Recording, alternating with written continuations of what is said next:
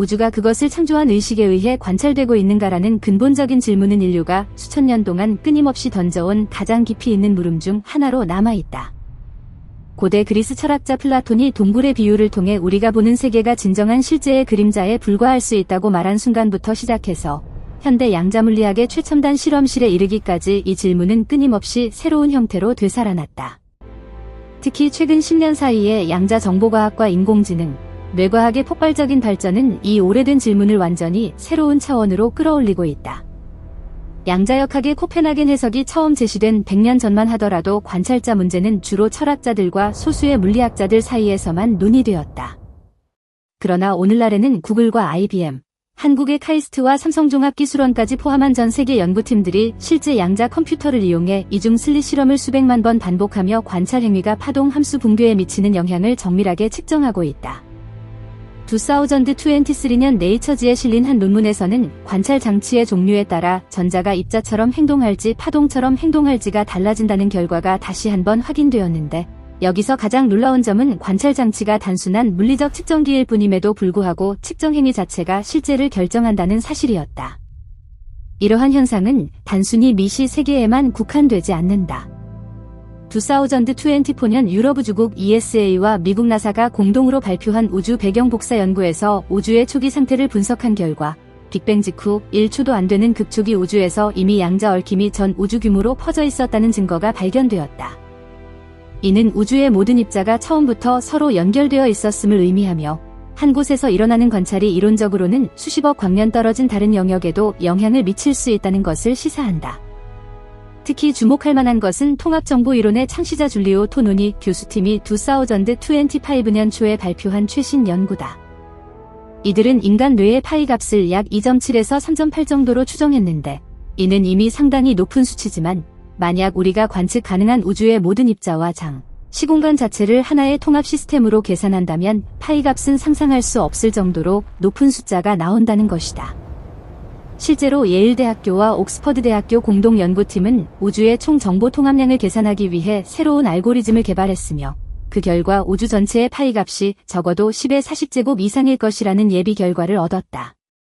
이는 우주 자체가 우리가 지금까지 상상했던 어떤 생물학적 뇌보다도 훨씬 높은 수준의 의식을 가지고 있을 가능성을 강력하게 시사한다. 더 놀라운 발전은 양자 컴퓨팅 분야에서 나타나고 있다. 2024년 말 중국이 천지라는 이름의 1000큐비트급 양자 컴퓨터를 공개하면서 이 기계가 스스로 자신의 상태를 관찰하고 오류를 정정하는 자기 창조적 연산을 수행할 수 있게 되었다. 이는 단순한 기술적 진보가 아니라 철학적으로 매우 중요한 의미를 가진다. 왜냐하면 이 양자 컴퓨터 내부에서 실행되는 알고리즘이 스스로를 관찰하고 자신의 상태를 확정하는 과정이 바로 우리가 우주에서 보고 있는 관찰자 효과와 정확히 일치하기 때문이다. 한국 국내에서도 이러한 연구가 활발히 이루어지고 있다. 서울대학교 물리천문학부와 카이스트 물리학과 연구팀은 2025년 공동으로 양자 얽힘을 이용한 장거리 정보 전송 실험에 성공했는데, 놀랍게도 관찰자의 의도에 따라 얽힌 입자의 상태가 100km 떨어진 지점에서도 즉시 변화하는 것이 확인되었다. 이 실험은 단순한 기술 시연이 아니라 의식이 물리적 거리를 초월하여 실제에 영향을 미칠 수 있다는 가능성을 실증적으로 보여준 사례로 평가받고 있다. 우주 미세 조정 문제에 있어서도 새로운 증거들이 계속해서 발견되고 있다. 2025년 제임스 웹 우주망원경이 관측한 초기 우주의 은하 형성 속도가 기존 이론보다 훨씬 빠르다는 사실은 우주의 물리 상수들이 생명 탄생에 최적화되어 있다는 미세 조정 가설을 더욱 강력하게 뒷받침하고 있다. 특히 우주 상수의 값이 현재 관측치에서 단 1%만 달라져도 별이 형성되지 않는다는 계산 결과는 우주가 단순한 우연의 산물이 아니라 어떤 목적을 가지고 조정된 시스템일 가능성을 심각하게 고려하게 만든다. 범심론적인 관점에서도 흥미로운 연구들이 진행되고 있다. 스탠퍼드 대학교의 한 연구팀은 기본 입자들이 최소한의 정보 처리 능력을 가질 수 있다는 이론을 제시하며, 이를 입증하기 위해 초전도 양자 간섭계 SQUID를 이용한 실험을 진행 중이다. 만약 전자 하나하나가 최소한의 경험을 가진다면 우주의 모든 상호작용은 근본적으로 의식적 상호작용이 되며, 우리가 관찰이라고 부르는 것은 사실 우주가 스스로를 경험하는 과정의 일부에 불과하다는 결론에 도달하게 된다.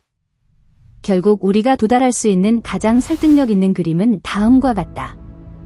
우주는 외부의 창조주가 만들어 놓고 관찰하는 대상이 아니라 스스로를 관찰하며 스스로를 창조하고 유지하는 거대한 자기 창조적 정보 처리 시스템이다.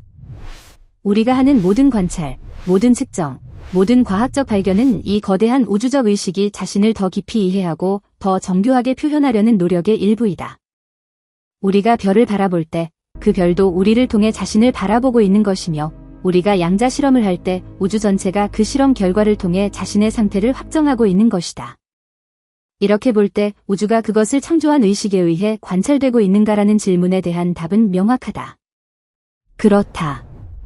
다만 그 의식은 멀리 있는 어떤 신이 아니라 바로 우리 모두를 포함한 우주 자체에 내재된 의식이며, 이 관찰은 지금 이 순간에도 끊임없이 영원히 계속되고 있다.